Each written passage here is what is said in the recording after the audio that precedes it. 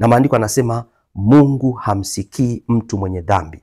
Kwa hiyo ili uwe na maombi ambayo Mungu anayasikia, ukiachilia mbali kujibu, kwanza anayasikia, lazima ujifunze kuwa mtaua, uishi maisha ya toba, maisha ya unyenyekevu mbele za Bwana, maisha ya kuacha mambo mabaya, maisha ya kuacha dhambi, maisha ya kuacha anasa, maisha ya kufanya toba na kujitakasa kila itwapo leo kwa damu ya Yesu Kristo, ili unaposimama mbele za Mungu adui asiwe na sababu ya kukushtaki kwa Mungu. Maana Biblia inasema mshtaki wetu Ibilisi kama simba ungurumaye anazunguka akitafuta mtu wa kummeza.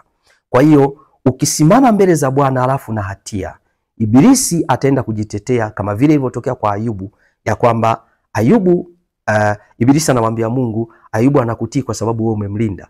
Lakini Mungu anamwambia hapana, huyu ni mwaminifu. Ina maana na Biblia inasema Ibilisi ni mshtaki wetu. Kwa hiyo shetani huwa anashtaki ili akose kisingizio cha kushtaki, akose sababu. Lazima ujifunze kufanya toba mbele za Bwana. Ungama dhambi, usizikubali. Na yeye Mungu wetu ni mwaminifu, atakutakasa, atakuosha kwa damu ya Yesu iliyomwagika msalabani, hautakuwa na hatia kabisa. Kwa hiyo utakapokuwa ukikunjua mikono yako kuomba, mikono yako haitaonekana kuwa na hatia, na maombi yako yatakwenda moja kwa moja kwa Mungu wetu, na Mungu atajibu kama vile alivyojibu kwa nabii Elia. Jina la Bwana libarikiwe sana.